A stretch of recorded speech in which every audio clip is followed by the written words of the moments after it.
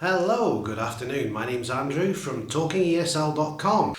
So, to understand what the methods are in second language learning, or indeed third language learning and teaching, we need to look at some of these methods and what they involved during the course of the evolution of language teaching. So if we imagine we go back to a Victorian era classroom, which is a very different place from this classroom now.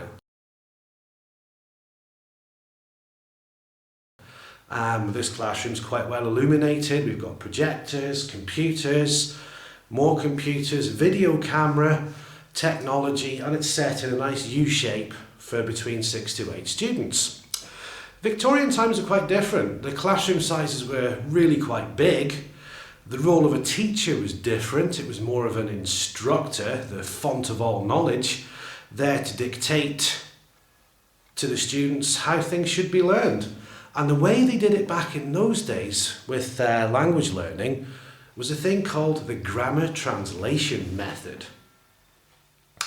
This really existed from the turn of the 19th century until the 1940s, when it was very popular, and it pretty much ruled the world in Europe, in Asia, the Americas, and in these areas it's still alive today.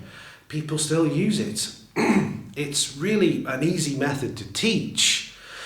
It requires no more from the students than the ability to memorize long lists of vocabulary and long lists of verb conjugations or declensions. And it aims really low in terms of oral communication or listening activities, because back in those days there were no, cassette tapes, CD-ROMs, DVDs or the internet. So listening activities were really difficult and were normally done through dictation from the teacher. Communication was very low. It didn't really feature on the agenda. People didn't really learn to speak the language so much as just to understand it. Pronunciation wasn't really a problem either.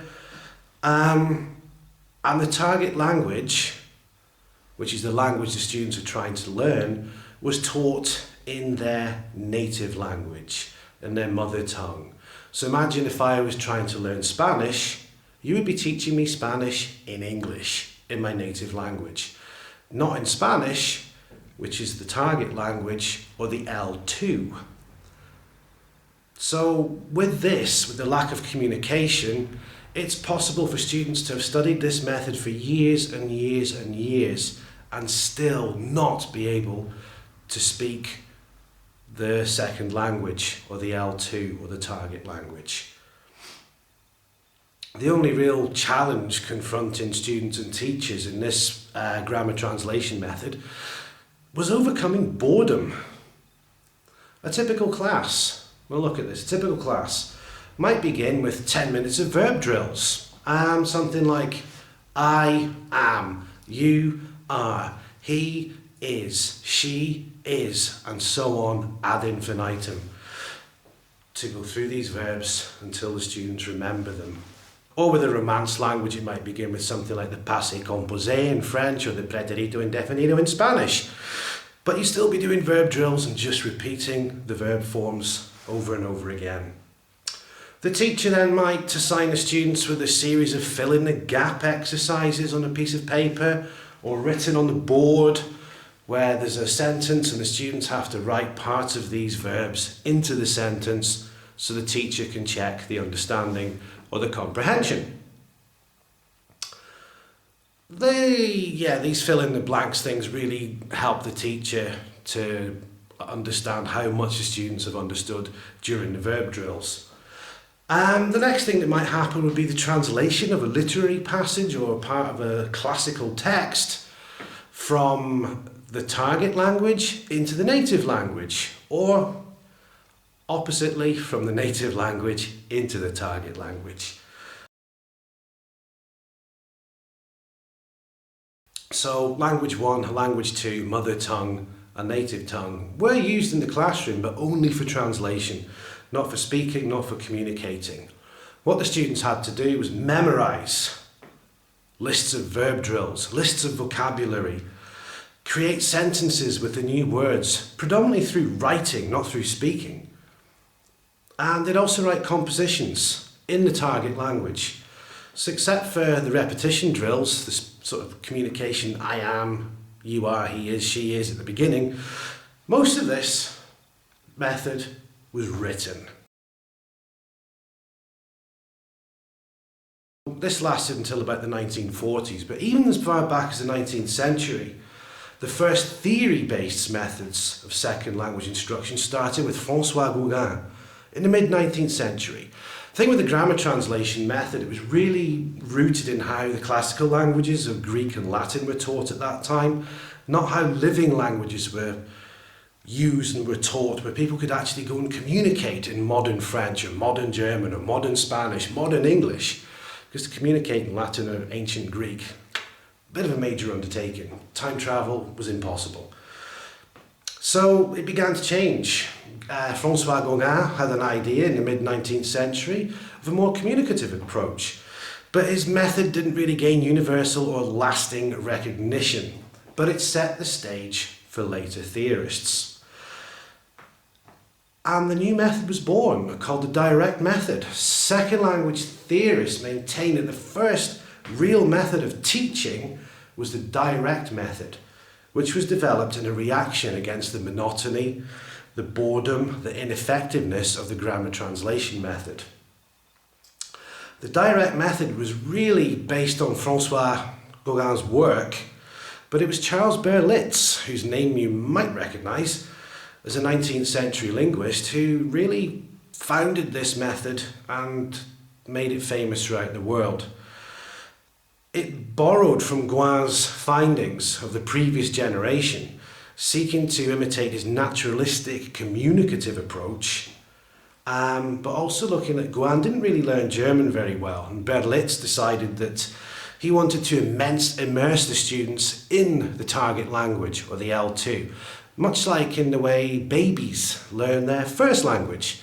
It's through immersion. We don't teach babies grammatical rules. We don't get flashcards and say, this is a cat. What is this? Is the cat black? Babies learn naturally. And that's what Berlitz was trying to imitate with this method. He didn't to achieve this, obviously, he didn't use the direct instruction of grammatical points. Grammar was learned more intuitively, more naturally, without big, long grammatical explanations on the board, and no real need to copy down massive amounts of verb conjugations or anything like that. It was taught intuitively. The main objectives of this method were speaking and listening comprehension, not translation.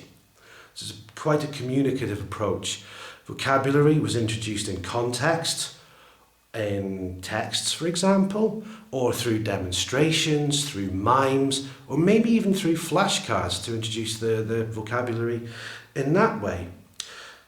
Correct pronunciation and correct usage of the language were given real importance in this method. Students learned to write by taking dictations in a target language. So it was a completely different method from the grammar translation method, and it kind of reinvented how languages were taught. And it was very successful throughout Europe and the Americas, and indeed to this day it still is. A typical class in the direct method had very few students because of the communicative nature. They couldn't have classes of 40 or 50 students in there like they could with the grammar translation method, for example. Classes might begin with students reading aloud from a short text or passage to help with pronunciation, and then to test for understanding, teachers would ask them questions in the language they were learning, in the target language, the L2. There was a lot more communicative, a lot more use of the second language.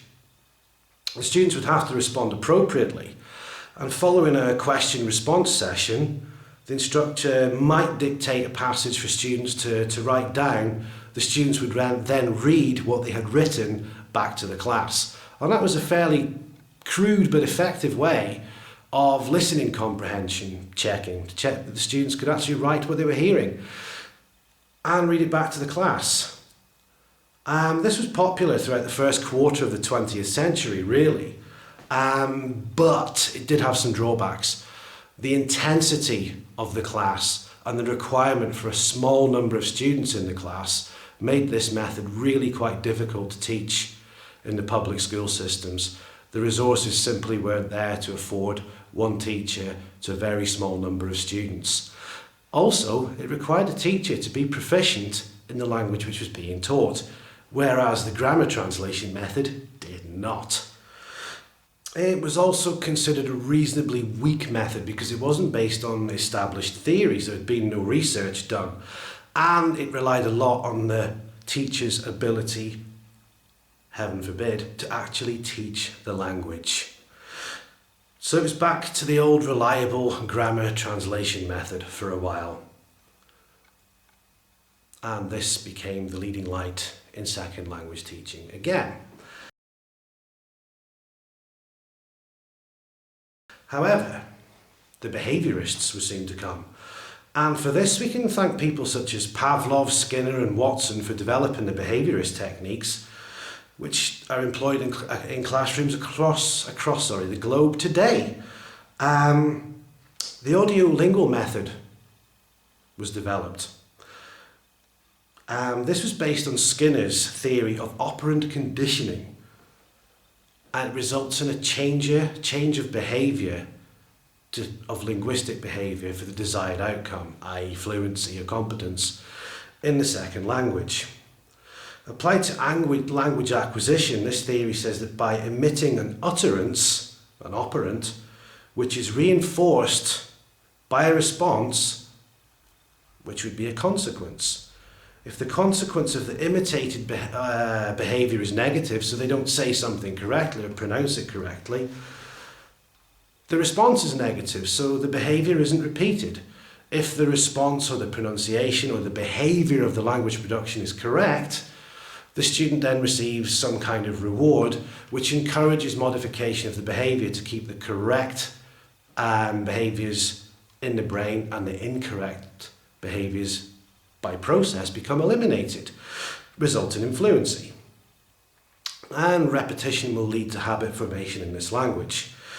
This was also known, the audiolingual method, as the army method, because around about this time the Second World War came along and people decided that they needed a quick, effective way to teach and learn second languages, because in wartime we need spies, we need to understand what the enemy is doing, and for this people had to learn quickly. So this method was adopted by the military during the Second World War, when it became evident that most Americans really were kind of monolingual and they had to learn quite quickly. The audiolingual method was not really unlike the direct method that we described before, that its purpose was its raison d'etre was to teach the students how to communicate effectively in a language. So again, we're moving away from this grammar translation based system into effective communication and actually being able to speak the language.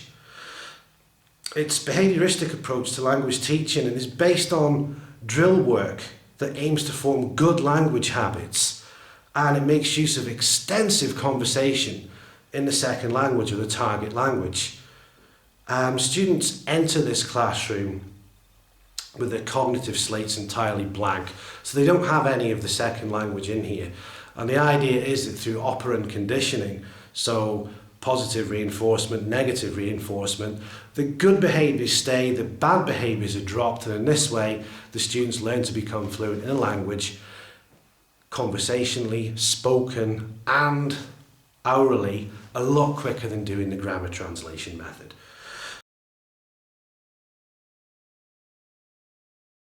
The theoretical support for this method came really from post-war structural linguists. They analysed how language is formed, okay? And not in a historically descriptive, like, oh, ye back in ye days of old when everybody spoke like Shakespeare. We don't really need to learn this. We need to learn how language is currently spoken, now, in situ, if we want to engage correctly with people in other countries. For example, here in Spain, it's no good me teaching people the received pronunciation or the Queen's English, so they can then go to London and say, oh, hello, my name is Javier, I'm in London now. Or Cockney English, for example. But it's how language is generally spoken in the country where people are going to go and perhaps work or visit that's being taught. And language was seen as an abstract set of abstract linguistic units which made the whole language system. And there was a realization that languages are complex, unique systems, and this allowed linguists to understand the multifaceted, singular structure of English without comparing it to Latin, which had long been the paragon of excellence in the language teaching world. So the influence of Latin was dwindling. We were more looking into English, how it actually works, how it's spoken, and then how it should be taught. And this led to a new thinking in terms of how language should be taught. Individual structures should be presented one at a time, practiced via repetition drills. Grammar explanations were minimal or non-existent. The students learned grammar by inductive analogy. So they basically absorb or assimilate the grammar and learn it naturally, how children do.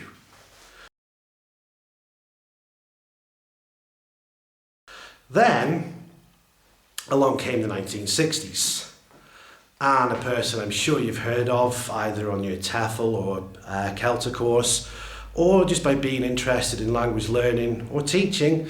Along came Chomsky, Noam Chomsky, in the 1960s. This kind of changed the traditional thinking about language teaching methodology and practices. Also, the idea of language learning was a matter of developing good habits by mimicry, repetition, and overlearning. Chomsky came on the scene with a brand new theory of language acquisition, and this had resounding effects on teaching methodologies and teaching standards throughout the world from the 1960s until this day. His basic idea, his premise, was that babies are born with a predisposition. They're born with an innate and internal ability to learn languages. We don't teach languages to babies, they learn them. They have a thing which he called the language acquisition device. And this was a part that enabled babies and young children to naturally learn language. It's akin to the way that they learn to walk. It's pre-programmed and they do it. Also, we had the humanistic people come along who thought, people aren't in a production line, we're not all homogenous, and people are generally, people, and we're all different. So we may need different ways of being taught or different ways of learning language. We have our own unique way to learn or to react in any given situation. And in the 1960s, it was kind of a happy time, and people thinking, no wonder up till now it had been so difficult to learn a language because we didn't have this way of thinking. And now we do. Along from there came community language learning, developed by Charles Curran in 1972. This kind of dispensed with or got rid of the hierarchical student-teacher relationship. The teacher now adopted more kind of a counsellor relationship with the students. The students were seen as clients, a little bit less formal. The idea was to eliminate any sense of challenge from risk-taking from the emotionally delicate client, which theoretically would free the client or the student to learn the second language without really trying. The counsellor would translate and gently facilitate the learning activity.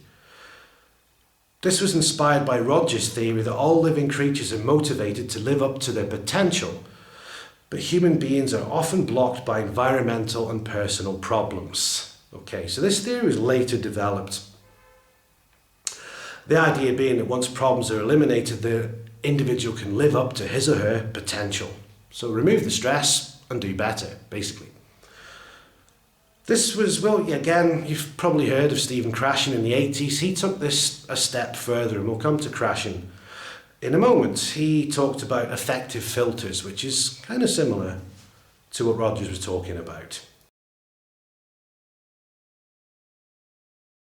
Okay, another theory that came along was you don't really have to work for anything, you can do this easily and quickly, was Suggestopedia, which was developed by Georgy Lozanov in 1979. It states that the mind and body should be relaxed, then the brain can absorb the knowledge without effort. So another academic panacea that was applied in the language classroom, producing yet another group of graduates who couldn't speak the target language. Suggestopedia classrooms use music, predominantly Baroque music, to create a relaxed atmosphere. And it's at 60 beats per minute, so it's to help soothe and relax students as the teachers employ various language teaching activities. In this classroom, even adult learners are required to behave as pliable, suggestive, or suggestible even children with regard to their teacher as a superior mentor, a parental figure, and the imagery in the music suggests relaxation. Comfy armchairs, dim lighting are the essential ingredients of this method. But it's back to the all-powerful teacher, essentially, with nice music. And a lesson is not always called a lesson, it's called a concert. With Baroque music, emotionally charged music will do. The teacher reads a passage from a text in the target language, trying to harmonise with the beat. So it's a kind of a rhythmic reading activity. And the students follow along with their own text and a translation of the text. And then they close their eyes, settle back and listen to the rest of the music and the reading performance.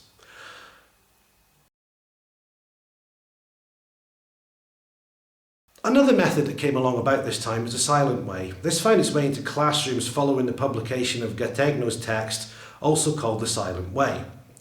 It's based on a theory of learning and teaching rather than a theory of language. Okay? The objective is to make learning automatic by encouraging students to discover rather than memorise the lexicon and prescriptive rules of the language. This was done with colour-coded rods to identify different phonemes. So it's really quite a complex method. We might do another class on this in the future because I'm going to skip over it right now. It's really quite complicated. After that, total physical response, which was again, if we go way back pre-Berlitz to Gouin, it was based on this direct method from the mid-19th century. Again, this was reasoned that children in the process of acquiring their native language seem to listen more than they speak and often react physically to speech. Second language learners might learn a target language in the same way. In addition, it was felt that language classes were too stressful for learners, and they wanted to create an atmosphere in which learners didn't have to do anything other than respond to imperatives such as go to the door, walk slowly to the board. Students could absorb the linguistic forms such as questions by watching and imitating the teacher, perhaps shrug the shoulders, look confused and ask, "Oh, where's the book? Ah, here's the book, I have got my book," and so on. In these ways, the students magically begin to ask questions and answer them in a natural way. In theory, it does guide students towards fluency in the target language, and it can be effective as a methodology, but in small doses, not as a complete classroom. And it's also useful with children when they have no knowledge of the target language, such as children we get here. They'll say in Spanish, "Can I go to the toilet, please?" And you know, "Can I go to the toilet, please?" And we'll sing it so they absorb it this way, and then they understand what the question is. And then, "Can I have a pencil, please? Can I have a rubber, please?" So we build things this way, and it's really effective with the children that have got no real knowledge of the target language, in this case English. But I perhaps wouldn't use this method with my teenage classes. Then in 1983, Crashing came along. Published a natural approach, which set forth both the theory and application of the natural approach to language learning. This had a unique belief that language is communicated, it's used to communicate meanings and methods, which can be achieved simply by learning the lexicon of the target language, so vocabulary, how it works, how the language is put together. They felt that the initial silent period should be honoured. This is when you get a new student in the class, and it's the same in babies. They don't speak for the first 9 months or so. Students are the same. They come to a class and they sit and they absorb. And Crashing and Terrell, who was his partner with this thesis, decided this silent time was a good thing because the students were assimilating the language and they would speak when they were ready. And the language, it just emerges of its own accord. Just bam, suddenly the students begin to speak. It's supposed to occur when teachers create a non-risky, relaxing environment. So they did a bit of TPR at the beginning, the total physical response that we spoke about a moment ago, aimed this at really low in terms of communication skills. And the natural approach itself is supported by Krashen's famous monitor model even of language acquisition, a set of 5 hypotheses. Acquisition versus learning. Acquisition being the assimilation of language in a natural manner, learning being sitting down and studying the language. Krashen argued that acquisition was better, so that assimilation, the absorption of language, is more natural. It takes away the subconscious, distinguishes the subconscious process of first language acquisition in children and the conscious process of language learning in adults. So children learn it subconsciously, adults make a conscious effort to learn languages when perhaps they could be using a subconscious method. The natural hypothesis states that morphemes are required in a predictable order. For example, ing, play ing is the first morpheme. Morpheme, sound unit that has a meaning in English. The monitor hypothesis maintains that acquisition, not learning, is responsible for fluency. Learning, for example, of knowledge, grammar, other linguistic structures functions as a monitor. It's something we can look at how we're producing it, how we're controlling it. Or it can function as an editor. We think, oh, if I'm speaking another language, I'll monitor the grammatical structures that I'm using and I might edit them because I was going to say, for example, in Spanish, fue instead of era, or estuvo instead of estaba. And I'll monitor it as I'm speaking. And the grammar does this. That's what Krashen argues. He also came up with the input hypothesis, which argues that input, i.e. the more language that comes in, probably the more that will come out. And he came up with this thing called I+1. And this is basically that the input, what we give the students to read or listen to or how we talk to them, should be just a little bit above their level of the second language, to stretch them a little bit, but not too far. So they can infer meaning from context for new words, for example. New grammatical structures can be inferred from context. He also came up with the effective filter hypothesis. This claims that you can't really learn a language until you feel confident, comfortable, and relaxed. Yeah, not a good strategy to use in the classroom, but one that does work for me living here in Spain. If I go out with my friends and have maybe 1 or 2 beers, I feel more confident, more relaxed, and my Spanish is a lot better than sometimes if I'm trying to overanalyze what I'm saying and I begin to stutter. Maybe if I'm more relaxed, I don't care so much. I don't analyse, I don't monitor, it just comes out better. Perhaps the mistakes are still there, but at that point I really don't care and I sound more fluent. But not a good approach for a classroom. Don't turn up to a classroom and turn your students into beer drinking, speaking little machines. It's not good practice. The classroom with Krashen, it's teacher-centered classroom, yeah, but textbooks are not really used, and it's the teacher's responsibility to make the classroom environment as enjoyable as possible, and also unchallenging. We don't need to put children or students on the spot. They're not expected to be responsible for their own learning. Their role is to absorb the input from the teachers. Then along came the communicative approach very recently. For some, they say the direct method was without theoretical basis. For others, it belongs to behaviorism. For some, the grammar translation method is not a method, but a non-theory based approach. For others, it's theory-based because it teaches by rote and assumes that repetition will lead to the formation of correct linguistic habits. For some, the communicative method was developed during the 1960s. For others, it's a more recent phenomenon that comprises all of the above methodologies. So the methodologies we've spoken about today, if you're using a communicative method, you probably pull parts from all the different methodologies that have been available to language teachers and learners throughout history and apply a blend of them in your classroom. Anyway, to conclude, second language learning has come a long way since the bad old days of rote verb drills and vocabulary learning. A lot of different theories have come and gone, but some of the key techniques of those theories have stayed with us and are used today. Since the 1990s, this trend has been towards what's called eclecticism.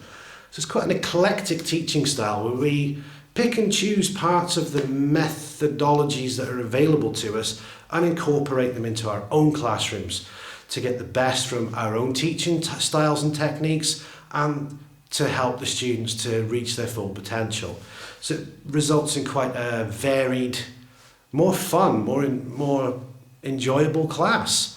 And the eclectic method really does seem to work. So to conclude, what methods do you use in your classrooms? What parts of these methods do you use? What do you find works for you? What do you find doesn't work? What don't you understand? Please leave some comments below this video or get in touch with us at contact@talkingesl.com and let the discussion begin. We also have a forum on the website where we aim to let teachers and students alike discuss and share ideas. But I'd like you to get in touch with me as well, because this is a participative webcast. So if you have a question or an idea, or would like some advice, or you would like to explore any other area of language learning or study, please get in contact and ask me the question, and I'll get in touch with you and we'll see if we can answer your question. So I hope you've enjoyed this webcast, the first one, which is an introduction not only to talkingesl.com but to language learning theories and approaches, methodologies. I hope you've enjoyed it. We will explore some of these ideas in a lot more depth in the future. So if you have any questions, please ask us. Leave some comments below. Get in touch at talkingesl.com, and there's going to be no adverts on these videos. It's 100% advertisement free on the YouTube videos, on the website, on the podcast if you're listening to the audio alone. The only way we can do this is by donations. So perhaps in the future, maybe now, you'd like to make a small donation to help us fund this initiative. Please again go across to talkingesl.com and you'll find out how to do that. So that's the introduction. Thank you very much, and I hope to see you soon. Bye.